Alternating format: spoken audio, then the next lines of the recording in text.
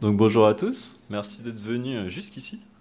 Moi c'est Arthur Ovat, je suis doctorant Big Data à 3DS Outscale et au lycée TISEP rattaché à Sorbonne Université.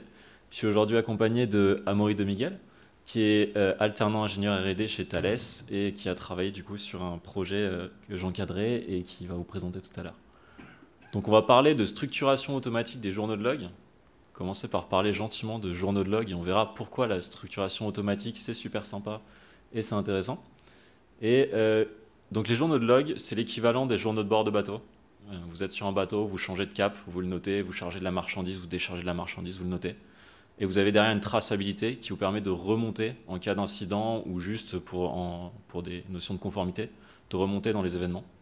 Les journaux de log, c'est pareil avec les machines. Elles notent ce qu'elles font pendant leur exécution. Et comme ça, derrière, quand il y a un problème, on peut remonter en arrière. Si on veut de la conformité, on peut aller regarder, etc.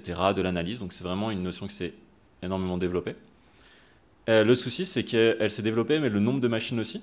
Et quand on a une machine qui log, c'est sympa. Quand on a des data centers entiers qui log et qu'on se retrouve avec des millions d'entrées par minute, voire plus, on commence à avoir des besoins de traiter automatiquement cette donnée, parce ça devient plus dur de remonter manuellement dedans. Et si on veut découvrir notamment des nouveaux événements, il faut pouvoir traiter cette donnée. Désolé, je vais mettre un peu de code. Ça, une ligne de log, ça ressemble à ça. C'est vous avoir une entrée dans le code, donc dans le programme, qui va dire, OK, quand tu passes à cet endroit-là, tu écris des infos avec généralement un message de base, un template, et des infos qui concernent le moment de maintenant.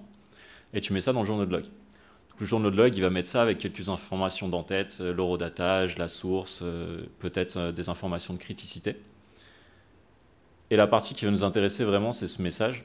Parce que ce message, comme j'ai dit, on va injecter des informations dedans. Mais à la fin, c'est du texte. Et du texte, c'est compliqué à traiter pour une machine. Donc l'idée de la structuration automatique des logs, c'est d'arriver à essayer d'inférer quelle partie de ce message log qu'on récupère dans nos journaux était des variables et quelle partie faisait partie du patron de base, donc vraiment de l'événement en tant que template, pour pouvoir derrière ouvrir plusieurs sujets d'analyse et de monitoring à partir de cette information-là. Donc vraiment, c'est extraire l'information à partir du message log. Pourquoi faire ça et surtout pourquoi j'ai dit sans accès au code source? Déjà, on n'a pas toujours accès au code source, on n'est pas propriétaire de tout le code. Et même quand on l'est, garder une trace de tous les changements, c'est une tâche extrêmement lourde et surtout extrêmement sujette aux erreurs et aux oublis. C'est-à-dire que dès qu'on fait une nouvelle version, il faut dire OK, il y a des nouveaux types de logs. C'est pas une solution viable. En plus, comme je l'ai dit, le fait de structurer ces logs, ça ouvre des applications de monitoring. Amaury va en parler un petit peu tout à l'heure de certains use cases. Et le fait de bien réussir ce processus de structuration, c'est aussi la garantie que les étapes derrière vont être qualitatives. Si on a des fondations en carton, on ne va pas construire un building dessus, c'est l'équivalent. C'est que si on structure mal et qu'on voit de la mauvaise information, on ne peut pas s'attendre à ce que les applications en aval trouvent bien. Et de même, cette étape est aussi importante dans son temps d'exécution, parce que si elle est trop lente et qu'on n'arrive pas à le faire en temps réel, on ne peut pas imaginer avoir des applications de temps réel en aval également. Ce dont je vais parler aujourd'hui, c'est les travaux qui ont été présentés au cadre d'un papier qu'on a soumis et présenté à l'International Federal Conference on Data Mining, donc en Nouvelle-Zélande mais en remote, et qui s'axait sur trois points. Donc USTEP, qui est un algorithme justement pour extraire et inférer ces variables d'un message log sans avoir à lire le code source, et qui présente une meilleure précision par rapport à des benchmarks qui avaient été faits avec plusieurs méthodes que les autres et une plus grande robustesse. Et on a aussi présenté USTEP-UP, qui est une version distribuée de USTEP. Donc distribuée, ça veut dire qu'il peut tourner sur plusieurs machines en même temps. L'avantage et la finalité, c'est que si on tourne sur plusieurs machines en même temps, si une machine est trop lente, on en rajoute une deuxième, etc. etc. et on peut lisser la charge selon ses besoins. Un petit graphe pour présenter. Donc on a évalué notre méthode sur 13 datasets. Le graphe que vous voyez à droite, c'est justement la comparaison de performance entre USTEP et 4 autres méthodes d'état de l'art dessus. L'idée, c'est plus on est haut, plus on est précis, et plus la boîte est resserrée, plus on est robuste. Plus on est haut, ça veut dire plus en moyenne notre précision sur les 13 jeux de données qui sont open source était bonne, et plus on est resserré, ça veut dire qu'on avait un écart type qui était faible, ça veut dire qu'on avait tendance à avoir des performances constantes selon la source de production des logs, et donc une plus grande confiance si on doit l'appliquer à un nouveau système.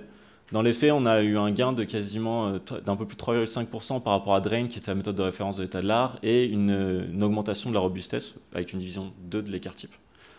Et aussi une complexité temporelle constante. Alors c'est quoi une complexité temporelle constante? Ça veut dire que peu importe la taille de votre log, il sera toujours traité en le même temps Ça veut dire que si votre log a 20 mots, USEP traitera toujours un log de 20 mots dans le même temps, même s'il a une structure mémorielle qui a augmenté avec le temps, donc vous le traitez au début du programme ou 500 jours plus tard, quand il a découvert des centaines de templates de log, il va le traiter en même temps. Ce qui est assez intéressant, parce que normalement, il y a toujours un facteur en fonction de la mémoire qui vient, et ce qui était notamment le cas pour Drain. Maintenant, je vais passer la main à Amaury pour la suite, qui va parler justement de travaux qu'il a réalisés dans le cadre d'un projet étudiant autour de détection d'anomalies à partir de logs. Merci, bonjour à tous. Donc, comme l'a rappelé Arthur, en fait, une fois qu'on a structuré les logs, en fait, ce qui pourrait être intéressant, c'est de pouvoir les exploiter. Et une des exploitations qu'on peut faire, c'est autour de la détection d'anomalies, donc qui est le sujet que j'ai pu étudier. Donc en fait, dans le contexte de cette étude, l'idée ça a été de se focaliser sur des modèles de l'état de l'art et de voir comment ils pouvaient réagir face à un contexte un peu plus particulier, un peu plus opérationnel. Donc ici, je vais vous parler du modèle sur lequel on s'est énormément penché, qui est donc l'estimation probabiliste de labels sur des logs, donc le PLE-log, qui est un algorithme qui combine à la fois des méthodes supervisées et non supervisées. Donc je vais vous montrer pourquoi en fait la combinaison des deux apporte un intérêt dans le modèle. Et en fait, l'idée, ça a été de faire un plan de test qui tend à se rapprocher de cas d'usage opérationnel. Donc ici, on a 2 tests principalement. Donc entraînement sans anomalie avec des tests sur anomalie. Donc en fait, quand on est dans un cas réel, on n'a pas forcément d'anomalie détectée puisque le système fonctionne bien. Mais on aimerait pouvoir anticiper les anomalies. Donc c'est à ça que sert ce test et de voir comment le système réagit. Et ensuite, donc un entraînement plutôt classique, donc avec des anomalies naturelles.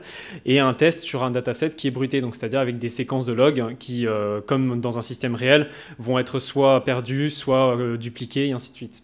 Donc je vous ai rappelé ici en fait les performances de ce modèle-là, donc pourquoi il était intéressant, donc avec des performances intéressantes au niveau du score F1, qui est une métrique très, très utilisée en fait pour évaluer des modèles de machine learning. Donc une fois qu'on a ce modèle-là et donc ce contexte, je vais rentrer plus en détail dans les résultats qui ont été obtenus avec ce modèle-là. Et donc j'ai rappelé ici en fait les matrices de confusion qu'on a obtenues avec ces modèles. Donc pour le premier test, donc l'entraînement sans anomalie avec le test sur des anomalies, on a un score F1 donc de 0,918. Donc ce score, il est quand même assez haut pour un modèle où on pourrait se dire bon bah voilà, est-ce qu'il arrive clairement à anticiper les anomalies même s'il les a pas détectées. Et c'est là où on voit la force du clustering en fait, donc la méthode non supervisée dans cet algorithme, puisque c'est ce clustering qui va faire la différence entre des séquences normales et des séquences anormales. Et donc ce qui va permettre au modèle de mieux repérer en fait les nouveaux éléments et de bien les classer entre des séquences de log normales ou des séquences qu'il faudrait détecter comme étant des anomalies. Pour le deuxième test, en fait, donc sur un entraînement classique avec un dataset bruité, on voit ici qu'on a aussi des bonnes performances. Donc on voit il y a beaucoup moins d'éléments puisqu'en fait notre le dataset se fait uniquement sur le test et on voit que le score reste quand même très haut dans ce test qu'on a pu faire avec bien sûr les données qu'on avait à disposition, donc qui sont issues d'un dataset public, le HDFS. Et on voit ici aussi donc les hautes performances qui sont elles dues plutôt à la partie supervisée de l'algorithme, puisque cette partie supervisée elle fonctionne sur tout simplement en fait l'analyse précise du log, et donc ce qui permet en fait de mieux repérer les séquences et donc en fait les anomalies en tant que telles, même si on a un dataset qui est bruité. En fait, même si on a des séquences dupliquées, on arrive quand même à bien repérer la différence entre les séquences. Donc pour la conclusion de cette étude, en fait, c'est que l'algorithme qu'on a étudié, et donc en fait qui ouvre la voie à d'autres algorithmes qui peuvent être mis en place, est très robuste. Et justement, en fait, on voit la force de cette combinaison de 2 méthodes d'analyse, donc supervisée et non supervisée. Mais il faut aussi rappeler, donc, comme l'a expliqué Arthur précédemment, en fait, toute la partie de structuration. Donc ici, elle se fait avec Drain, qui était donc le meilleur algorithme de structuration des logs pour justement ce modèle-là, et aussi en fait toute la partie qui va être de pré-processing, donc sur la manière dont on va essayer de vectoriser en fait les logs, donc qui va permettre de faciliter l'analyse pour l'algorithme. Donc c'est vraiment toute cette combinaison de méthodes qui ont permis d'avoir un algorithme robuste et dont on voit les conséquences ici.